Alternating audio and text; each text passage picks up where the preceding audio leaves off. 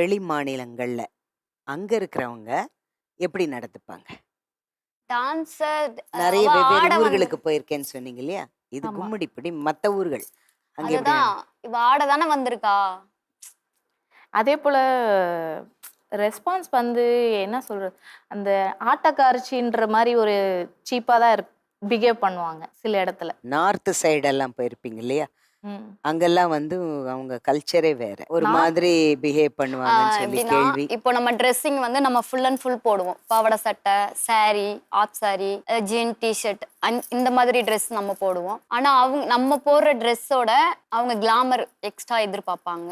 அப்படி இல்லையா அங்க உள்ள ஏன் அந்த புள்ள ஏன் வந்து ஃபுல்லா வந்து க்ளோஸ் பண்ணிட்டு ஆடுது? நல்லா Payment தொப்புள் தர தெரியுற மாதிரி, மாட்டோம். bust தெரியுற மாதிரி Dress போட சொல்லுங்க. இல்லைன்னா பேமெண்ட் ஒத்த ரூபா வாங்க முடியாது, வெட்டிடுவேன், இந்த ஊரை விட்டு நவர மாட்டீங்க அப்படின்றவாங்க. நாங்க என்ன பண்ணுவோம், ஜம்ப் பண்ணி எங்க எங்க லைட் வசதி கூட இருக்காது, அது வில்லேஜ் எந்த இல்ல, சைடு போகணும்னு கூட ஜம்ப் தெரியாது. பண்ணி ஓடியே போயிடுவோம் பயந்துகிட்டு. அப்படிலாம் ஜம்ப் பண்ணி வந்திருக்கோம் நிறைய தடவை. உங்களை ஒரு இதெல்லாம் ஒரு team, ஒரு வாழ்க்கையான்ற crew மாதிரி தானே ஆயிடும். ஆர்கனைஸ் பண்றாங்க. எங்களுக்குன்னு ஒரு தலைவர் அவங்களுக்கு அப்படி ஒரு பாதுகாப்பு ஊர் கொடுக்க மேம், மாட்டாங்களா? ஒரு ஊருன்னா வந்து அவங்களுக்குள்ள எல்லாம் ஒத்துமையா இருப்பாங்க.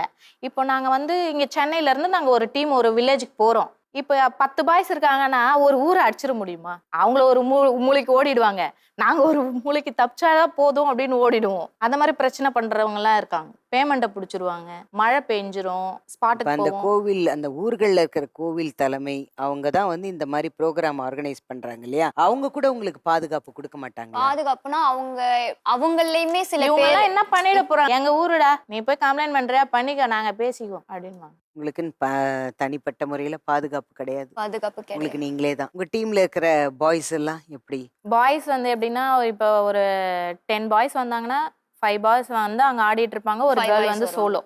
எங்களுக்குன்னா கொஞ்சம் கேப் கிடைக்கும், அவங்களுக்கு கண்டினியூவா மாறி பாய்ஸ் மாறி அந்த 5 போய்க்கிட்டே பாய்ஸ் இருப்பாங்க. கண்டினியூவா ஆடிட்டே இருப்பாங்க. அதனால அவங்களையும் நம்ம தப்பு சொல்ல முடியாது. அவங்க குறிப்பிட்ட அளவு நம்மளுக்கு சேஃப் கொடுப்பாங்க, சேஃபா கூட்டிட்டு போவாங்க, கூட்டிட்டு வருவாங்க. அதெல்லாம் எந்த பிரச்சனையும் கிடையாது. அந்த ஊருக்காரவங்க, அங்க நடத்துற ஷோக்காரவங்க, அந்த மாதிரி தான் பிரச்சனை.